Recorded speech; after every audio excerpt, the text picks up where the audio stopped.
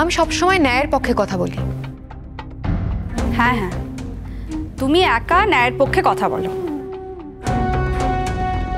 আর বাকি সবাই খুব অন্যায় করে। কি বলতো কিয়া, এই ধারণাটা তোমার সব থেকে আগে বদলানো উচিত। বিশিষ্ট ন্যায়পরায়ণ একজন ব্যক্তি আছেন আমাদের বাড়িতে, তার জন্য বাড়ির সকলকে একবারে তটস্থ হয়ে থাকতে হবে সব সময়।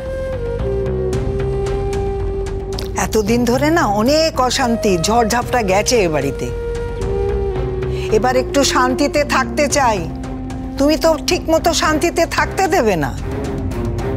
তুমি আমার দাদু ভাইয়ের জীবনটা না একেবারে ছাড়খাড় করে ছেড়ে দিচ্ছ।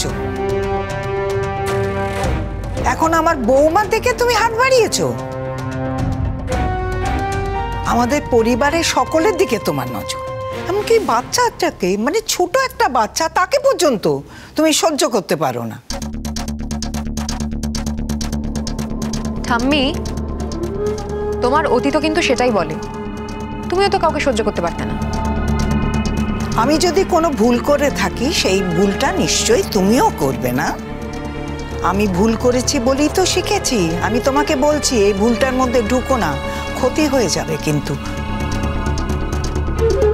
চরম ক্ষতি হয়ে যাবে। সেই ক্ষতি কোনো দিন পূরণ করতে পারবে না তুমি, এই আমি বলে দিলাম। আমাকে ভয় দেখিও না ঠাম্মি।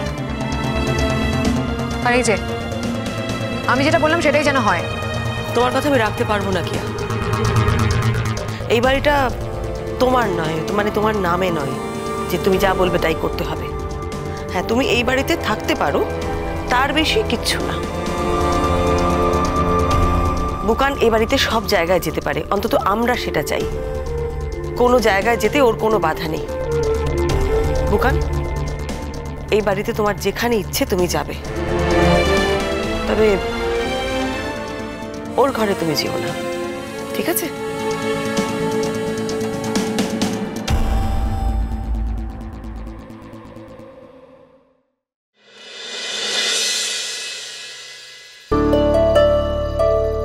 Thank you. পরশ্রীময়ী, কি বলার জন্য হঠাৎ করে বাড়ির বাইরে ডেকে পাঠালেন? কারণ আপনি তো আমাদের বাড়িতে যাচ্ছেন না, তাই। বলেই যেতাম। তাই নাকি? আমার জন্মদিনের দিন এত ঘটা করে সবকিছু করলেন, জুনকেও পেরোলে নিয়ে এলেন কয়েক ঘন্টার জন্যে, তারপর তো আপনার পাত্তাই নেই। আপনার খবর নেওয়ার জন্যই আমি সেদিন ফোন করেছিলাম। হ্যাঁ, সেদিন ফোনে তো আমি আমার খবর তোমাকে দিয়েছিলাম। তুমি কি জিজ্ঞেস করেছিলে? সব ঠিকঠাক আছে কিনা, আমি ভালো আছি কিনা? বললাম হ্যাঁ ভালো আছি, সব ঠিকঠাক আছে। তোমার যদি আরো কিছু জিজ্ঞেস করার থাকতো তুমি তো সেদিনই জিজ্ঞেস করতে পারতে। আমি আসলে আপনার সঙ্গে দেখা করতে চাইছিলাম। বল। আমি এর মধ্যে দুবার আপনার বাড়িতে গেছি, আপনি ছিলেন না। এই দেখো, তুমি যদি ফোন না করে আমার বাড়িতে যাও আমি কি করে থাকি বলো তো?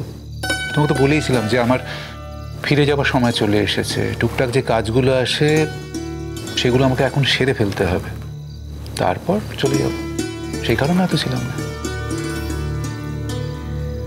কেন যেন আমার মনে হয়েছিল যে আমি যদি জানিয়ে আপনার বাড়িতে আপনার সঙ্গে দেখা করতে যাই, আপনি বোধহয় আমার সঙ্গে দেখা করবেন না। তোমার হঠাৎ এই কথাটা কেন মনে হলো?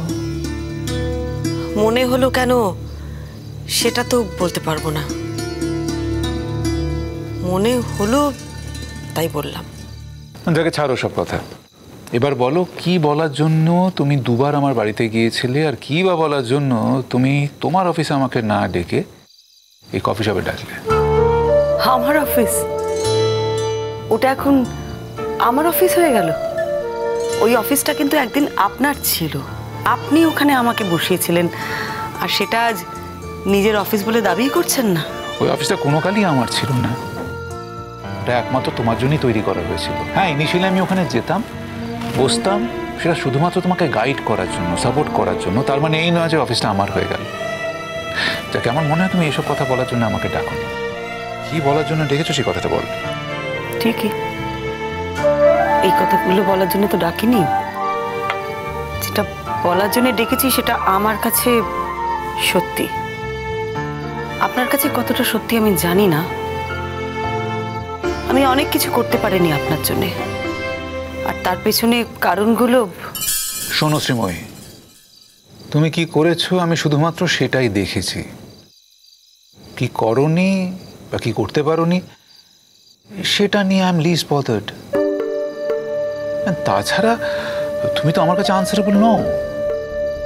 তুমি কি পেরেছো কি পারোনি তা জবাব দিয়ে তুমি আমাকে কেন করবে? একটা মেয়ের জীবনে অনেক সমস্যা, অনেক কিছু সে চাইলেও করতে পারে না রোহিতা। যেমন? একটা মেয়ের উপরে ছোটবেলা থেকেই সমাজ অনেক রকম প্রভাব ফেলে।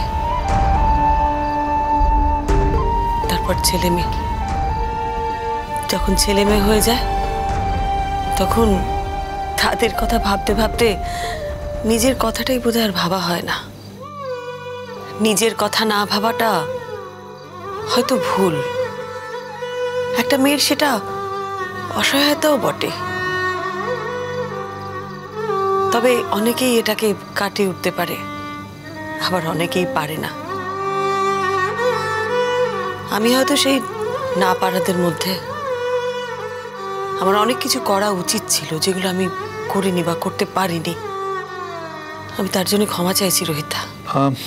শ্রীময়ী, তোমার কাছ থেকে আমার কোনো প্রত্যাশা নেই বলাটা ভুল হবে। এতদিন তোমার পাশে থাকতে থাকতে একটা প্রত্যাশা তৈরি হয়ে গিয়েছিল। মাইন্ড ইউ, আমি কিন্তু বলছি গিয়েছিল। এখন আর কোনো প্রত্যাশা নেই। সরি, ভুল বললাম। একটাই প্রত্যাশা আছে, সেটা হচ্ছে তুমি সুখে থাকো, ভালো থাকো, মাথা উঁচু করে বাঁচো, ব্যাস, আর কিচ্ছু না। কিন্তু তুমি যদি মনে করে থাকো যে তুমি আমাকে এখানে বসিয়ে অপমান করবে, সেটা কিন্তু আমি মেনে নেব না। এই যে তুমি কথাটা বললে, আমার জীবনে আসা উচিত ছিল, তোমার আমার জীবনে আসা উচিত ছিল, এই উচিত কথাটা কিন্তু প্রথমেই তোমাকে প্রত্যাহার করতে হবে। কোনো রকম কোনো কিছু উচিত বা অনুচিত ছিল না। আমি বিশ্বাস করি কি জানো তো, আমার প্রতি তোমার যদি সত্যি সত্যি ফিলিংস থাকতো না, তুমি ঠিকই আসতে আমার জীবনে। ছিল না, নেই, সেই কারণে আসনি। অ্যান্ড মাইন্ড ইউ, ফিলিংস না থাকাটা কিন্তু আমি অন্যায় বলে মনে করি না। তোমার জীবন, তোমার feelings, it's entirely up to you.